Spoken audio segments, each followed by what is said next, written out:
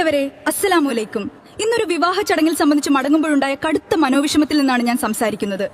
നമ്മൾ എങ്ങോട്ടാണ് ഈ പോകുന്നത്? ഇത് വിവാഹമാണോ അതോ പണക്കൊഴുപ്പിന്റെയും കോപ്രായങ്ങളുടെയും അശ്ലീല പ്രദർശനമാണോ? നേരത്തെ വിവാഹം എന്ന് പറഞ്ഞാൽ ഒരു പ്രാർത്ഥനയായിരുന്നു, രണ്ട് കുടുംബങ്ങളുടെ ഒത്തുചേരലായിരുന്നു. എന്നാൽ ഇന്ന് അതൊരു ഷോ ബിസിനസ്സായി മാറിയിരിക്കുന്നു.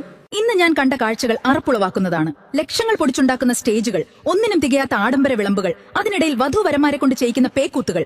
ഇതിനെയാണോ നമ്മൾ സംസ്കാരം എന്ന് വിളിക്കുന്നത്? ഇതാണോ തിരുനബി പഠിപ്പിച്ച മാതൃക? ഇവരാണോ ഉത്തമ സമുദായത്തിന്റെ മക്കൾ? ഇൻസ്റ്റാഗ്രാമിലും ഫേസ്ബുക്കിലും റീൽസ് ഉണ്ടാക്കാൻ വേണ്ടി മാത്രം പെണ്ണിനെയും ചെക്കനെയും കൊണ്ട് കാട്ടിക്കൂട്ടുന്ന കോമാളിത്തരങ്ങൾ ആർക്കു വേണ്ടിയാണ്? ഒരു നേരത്തെ ആഹാരത്തിന് വകയില്ലാതെ ലക്ഷക്കണക്കിന് ആളുകൾ നമുക്ക് ചുറ്റും കഴിയുമ്പോഴാണ് ഒരൊറ്റ നേരത്തെ ഭക്ഷണത്തിന് വേണ്ടി കോടികൾ ഒഴുക്കി നമ്മൾ ഈ ആഡംബര കളി നടത്തുന്നത്. പ്രിയ സുഹൃത്തുക്കളെ, ധൂർത്തും അഹങ്കാരവും നിറഞ്ഞ ഒരു ചടങ്ങിലും അള്ളാഹുവിന്റെ അനുഗ്രഹം ഉണ്ടാവില്ല.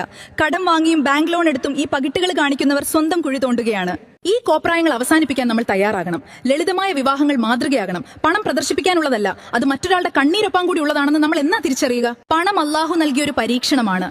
അതെവിടെ നിന്ന് സമ്പാദിച്ചുവെന്നും എന്തിനു വേണ്ടി ചെലവഴിച്ചുവെന്നും ഓരോ പൈസയെക്കുറിച്ചും നാളെ പടച്ച തമ്പുരാന്റെ മുമ്പിൽ നമ്മൾ കണക്ക് പറയേണ്ടി വരും. തീർച്ചയായും ധൂർത്തന്മാർ പിശാചിന്റെ സഹോദരന്മാരാകുന്നു. എങ്കിൽ തന്റെ മകളുടെയോ മകന്റെയോ വിവാഹം ധൂർത്തടിച്ച് ഗംഭീരമാക്കിയെന്ന് അഹങ്കരിക്കുന്നവർ ഒരു കാര്യം ഓർക്കുക. നിങ്ങൾ നിങ്ങളുടെ മക്കൾക്ക് നൽകുന്നത് ഒരു പുതിയ ബറക്കത്തുള്ള ജീവിതമല്ല, മറിച്ച് ശാപത്തിന്റെ കനലുകളാണ്. ഇന്ന് നമ്മൾ കാണുന്ന പല വിവാഹ ബന്ധങ്ങളും ചുരുങ്ങിയ കാലം കൊണ്ട് തകരാൻ പ്രധാന കാരണം ഈ ബറക്കത്തില്ലായ്മയാണ്. ഏറ്റവും കുറഞ്ഞ ചിലവിൽ നടത്തുന്ന വിവാഹത്തിലാണ് ഏറ്റവും കൂടുതൽ ബറക്കത്തുള്ളതെന്ന് പ്രവാചകൻ പഠിപ്പിച്ചിട്ടുണ്ട്. എന്നാൽ ഇന്ന് നമ്മൾ കാണുന്നതോ?